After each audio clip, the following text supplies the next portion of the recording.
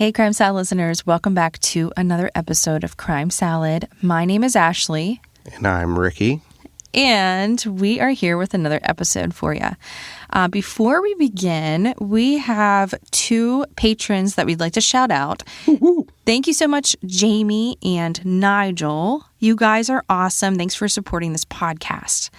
Listeners like Jamie and Nigel now have access to all of our episodes from the beginning of time, and they're all ad-free. Not a single ad. Yeah. So you guys can sign up on patreon.com/crimesaladpodcast for as little as $1. Wow, that's cheap. Yeah, that's like a candy bar. Half a candy bar. Half a candy bar. If you're having some trouble, just send us a message and we'll be happy to help you out. I'll be happy to help you out. Yeah, he's more of the tech guy, obviously. So I wanted to talk about this case because it's kind of like, it's made my head like tingle, honestly. It's like one of my favorite shows and your favorite shows is Breaking Bad. Yeah. And it's just so good, you know, and a lot of it I thought was true. And it turns out that I think some of it kind of is true. And then this case kind of does it in like the correct way. Yeah. Which is kind of nuts. Yeah. Well, it's Breaking Bad, but not without like it's not the meth, it's not any of that. But some of the like things that we're going to talk about at the end of the episode are definitely like Breaking Bad vibes. They really are. It's like pretty scary. It is. We'll talk more about it and you guys will understand, but I can't believe that, you know, these chemicals are available to people. Yeah. And it makes me wonder how many people, like missing person cases, actually are result from this, where they just can't find the body. Because it blows my mind, and it makes you like look at some, not all, but some cold cases a little bit different when they can't find the body. Right. It's nuts. It's possible. All right, well, let's jump into this week's episode.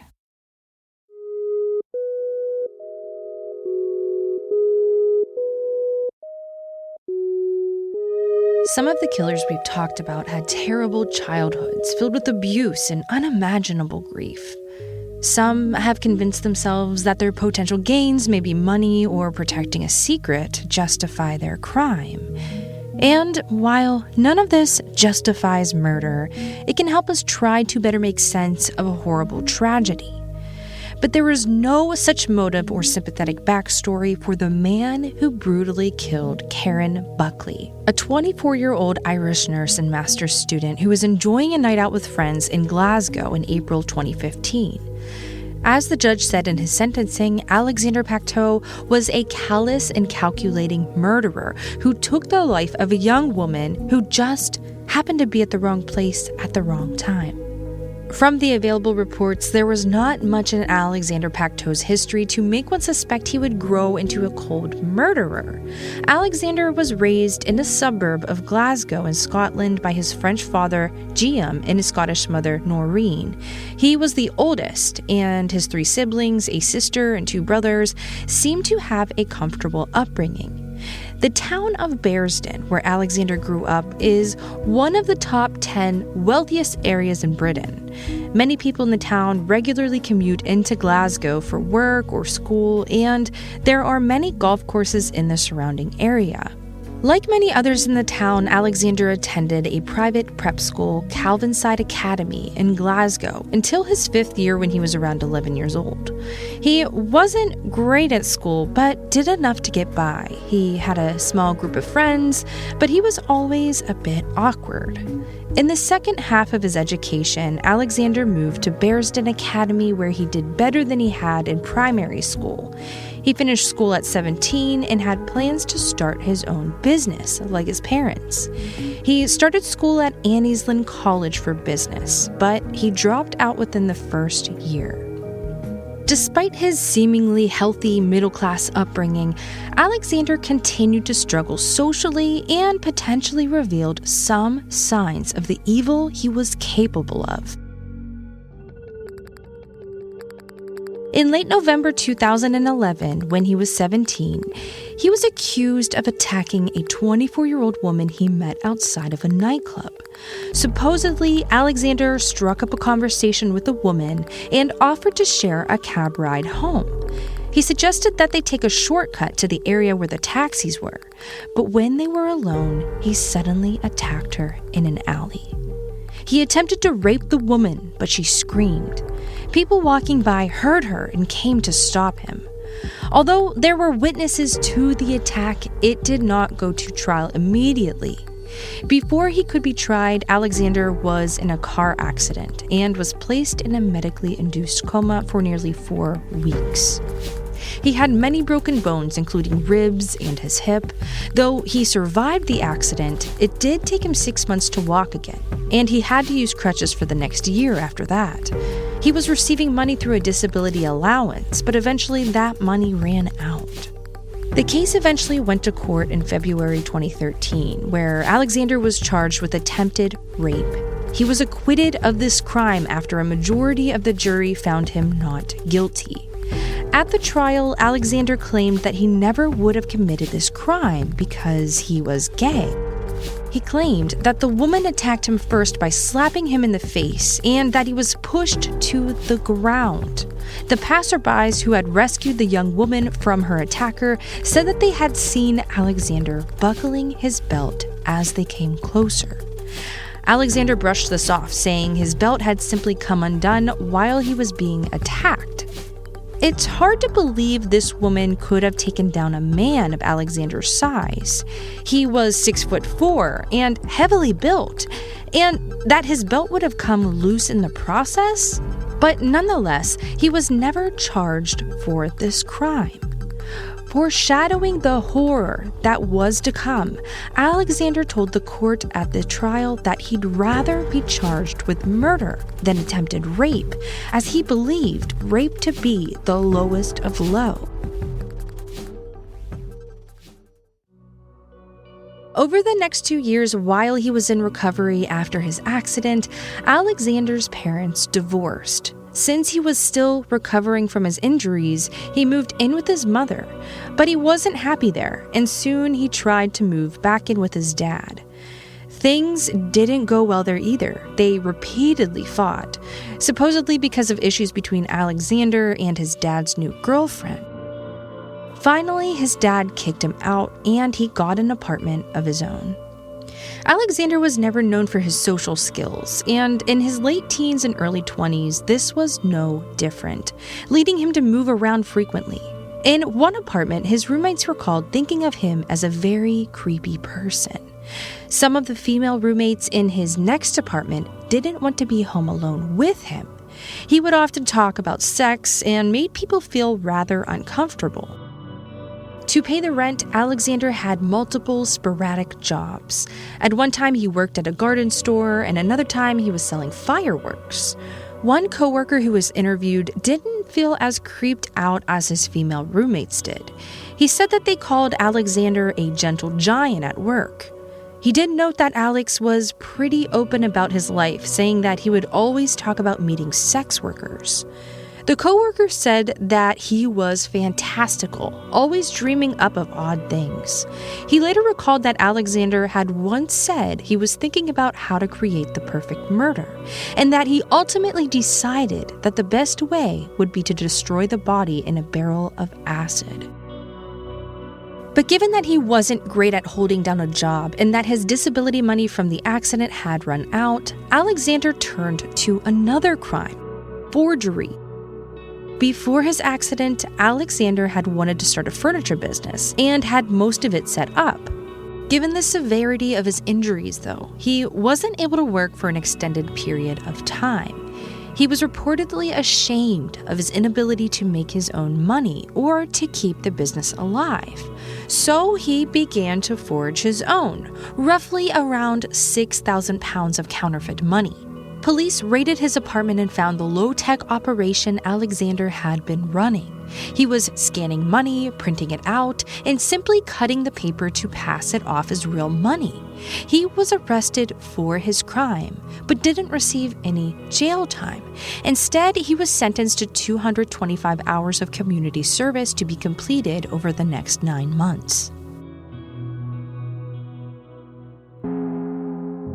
Karen Buckley could not have been more different than Alexander Pacteau.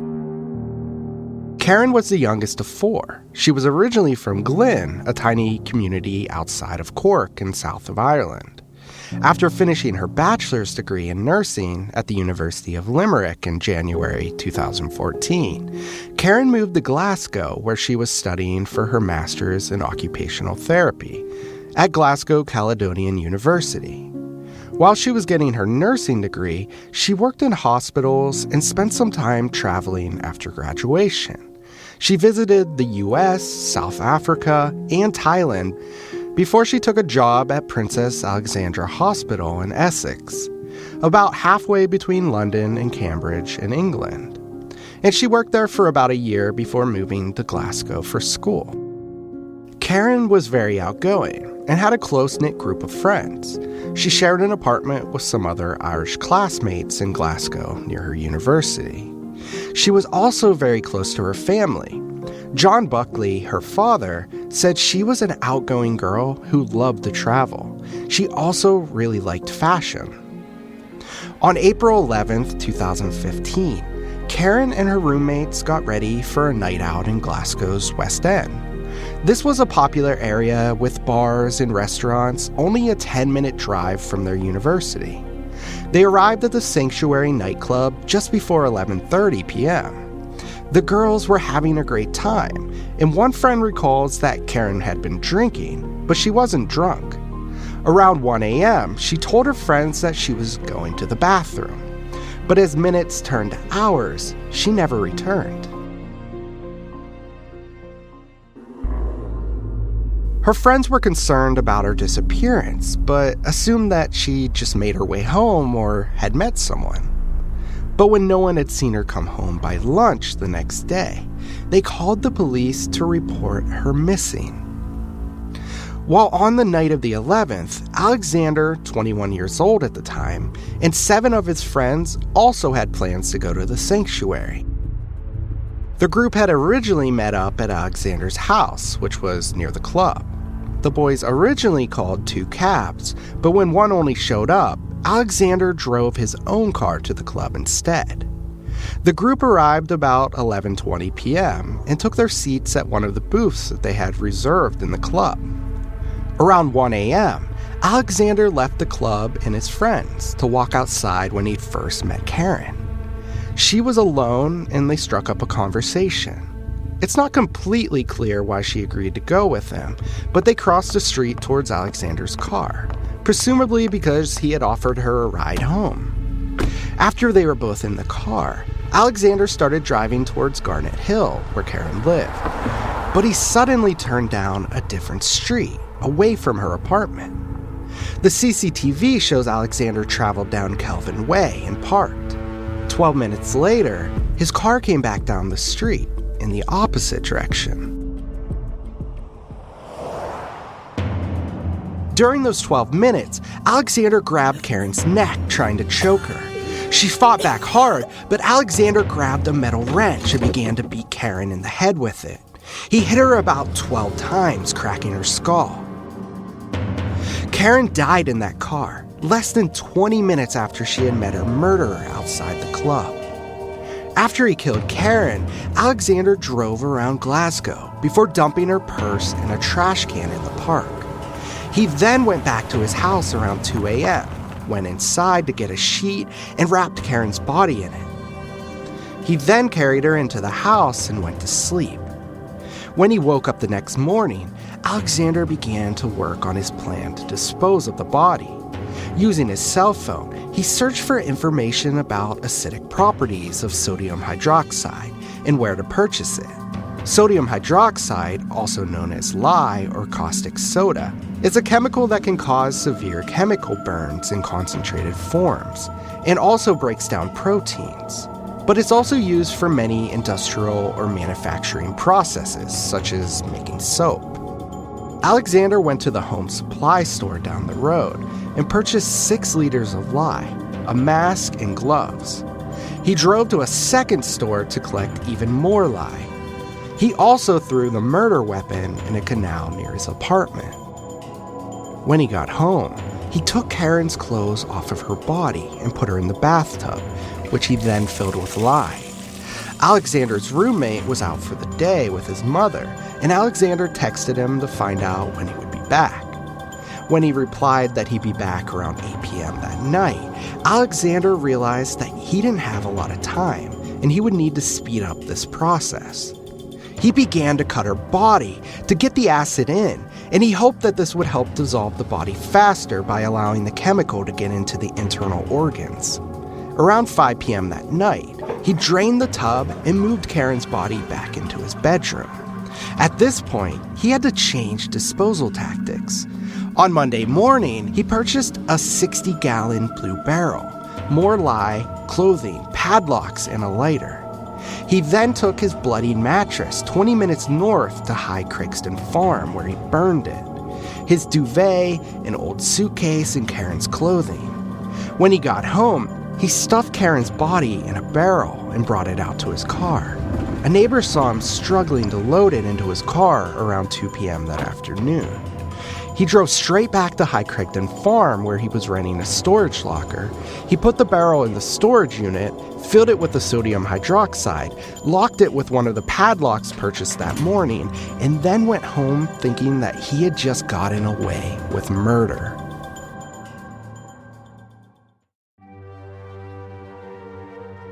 After Karen was reported missing by her roommates and friends, it wasn't long before police figured out that Alexander was the last person to have seen her alive. Scotland police went to the nightclub where staff showed the police the CCTV from that Saturday night. They saw Karen leave the club and cross the road around 1 a.m. She was seen talking to a man outside.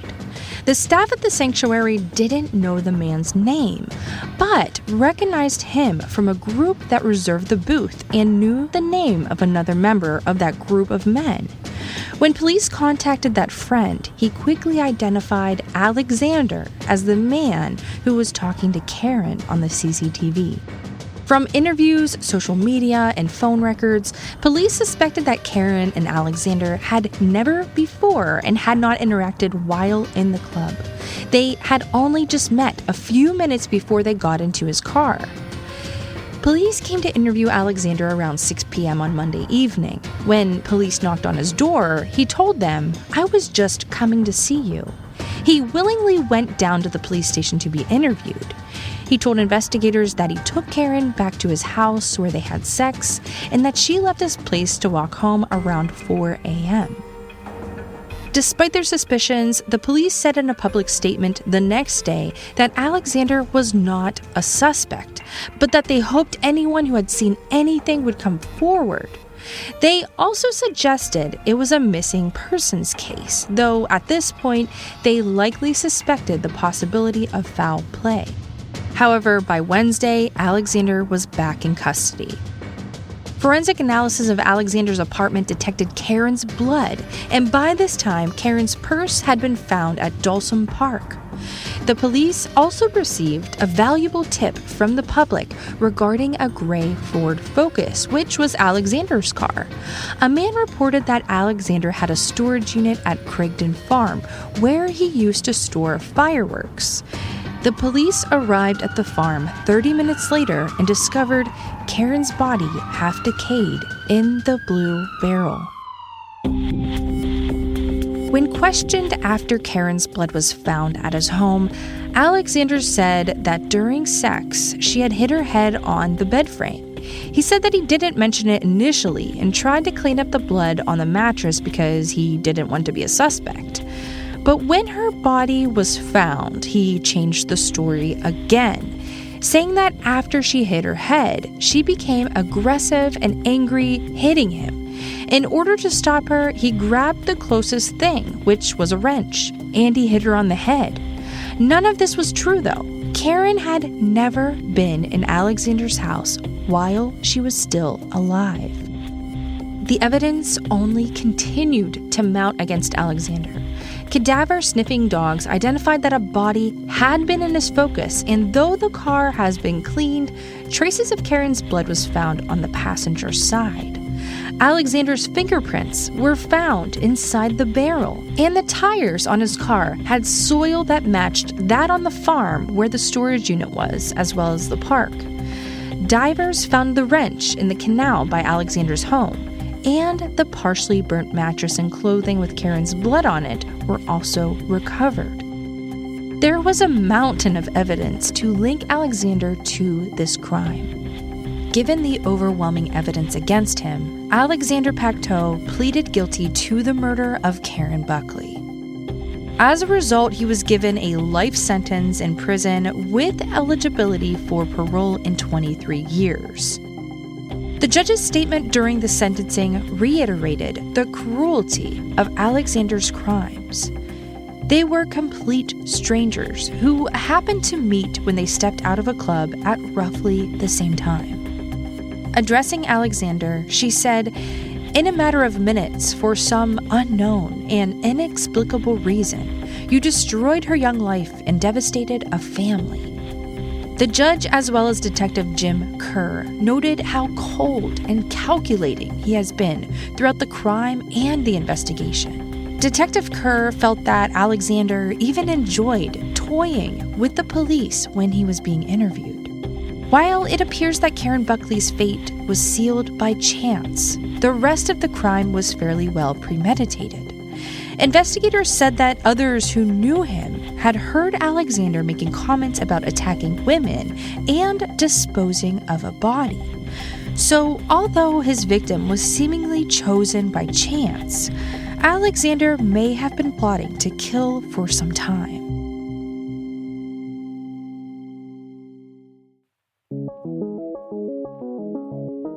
It's been over 5 years since Alexander began his prison sentence, and it hasn't been an easy ride for him so far. Near the beginning of his sentence in 2015, he had been moved from Shotts Prison, where he had initially been sent because inmates were threatening to beat him. And in 2017, he had complained that other inmates at the new prison were urinating in his soup and tampering with his food. He was housed with other sex offenders and killers who could not be in the general population prison. His meals were cooked by other inmates, but they would have no way of knowing who was going to get the food, so he wasn't necessarily targeted specifically. And most recently, in August 2019, he was moved to a different prison again after leading a riot in Kilmarnock jail. Inmates refused to go back to their cells and smashed up CCTV and destroyed things in their cells to protest the delays in their mail. And Alexander was one of the ringleaders of the riot. The jail reported mail was being delayed more than usual as it was being checked for drugs. A source for the Scottish Sun said that Alexander was hated and that he surely would not be missed after his transfer. In the words of the sentencing judge, Ray, his killing of this young woman, combined with the extraordinary length to which he went to cover it up, display the actions of a callous and calculating man. This crime, without an apparent motive to explain it, makes it even more difficult to understand this kind of evil. Thank you all so much for listening to this week's episode. We will see you next week. Crime Salad is a Weird Salad production. Are you kidding me? That was perfect.